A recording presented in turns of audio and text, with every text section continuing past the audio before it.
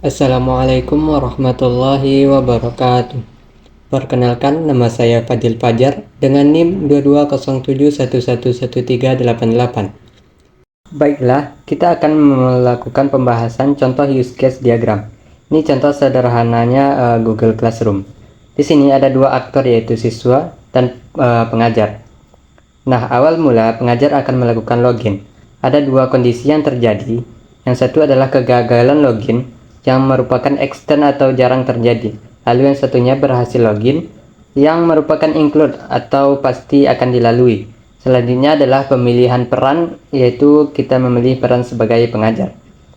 Selanjutnya, pemilihan sebagai pengajar, kita bisa membuat sebuah kelas. Nah, kelas ini akan membentuk sebuah kelas baru, dan di dalam kelas ini kita bisa memberikan sebuah materi pembelajaran, memberi tugas, dan memberi nilai. Nah, di dalam kelas ada forum, ada juga tugas kelas, dan juga anggota.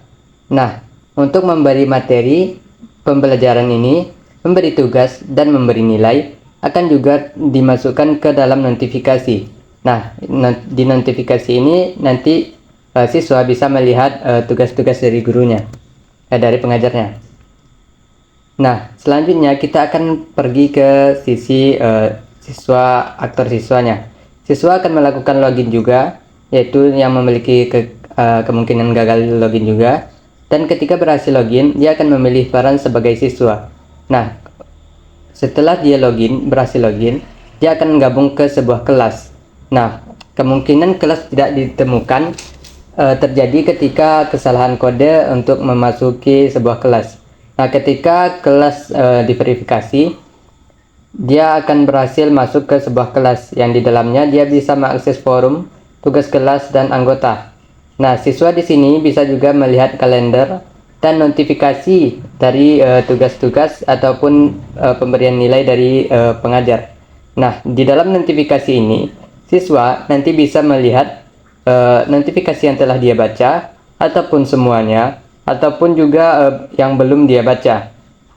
Nah, mungkin sekian untuk use case diagram. Nah, kita lanjut kepada activity diagram. Yang pertama kita akan mulai dari pengajar dulu. Di sini kita menggunakan for, yaitu untuk loginnya. Pertama kita akan melakukan login untuk pengajarnya. Setelah itu kita memilih peran. Lanjut kita langsung membuat sebuah kelas. Nah, ketika kelas pun langsung berhasil dibuat. Nah, di saat bersamaan siswa juga melakukan login dan pemilihan peran sebagai siswa. Dan siswa akan melakukan untuk gabung kelas, dan di sini ada decision-nya. Ketika dia gagal atau kesalahan kode kelasnya, ataupun berhasil verifikasi kode masuk kelasnya dan berhasil masuk ke kelas yang dibuat oleh pengajar sebelumnya. Nah, lanjut pada selanjutnya pada pengajar, kelas ini bisa memberikan materi pembelajaran, memberikan tugas, dan memberikan nilai. Nah, di sini kita menggunakan synchronization for lagi. Nah, selanjutnya di sini synchronization join untuk memberikan notifikasi ketiga poin ini ke notifikasi kepada siswa. Nah, ketika selesai, kita lanjut ke sisi siswanya. Ketika siswa sudah berhasil masuk ke kelas, dia bisa mengakses kalender dan juga mengakses notifikasinya. Nah, ketika di notifikasi dia punya tiga pilihan. Yang pertama, melihat semua notifikasi. Yang kedua, notifikasi yang belum dibacanya, ataupun notifikasi yang telah dibacanya. Nah, ketika semua ini selesai, kita akan melakukan merge untuk nilai semuanya untuk mengakhiri final end untuk activity diagramnya.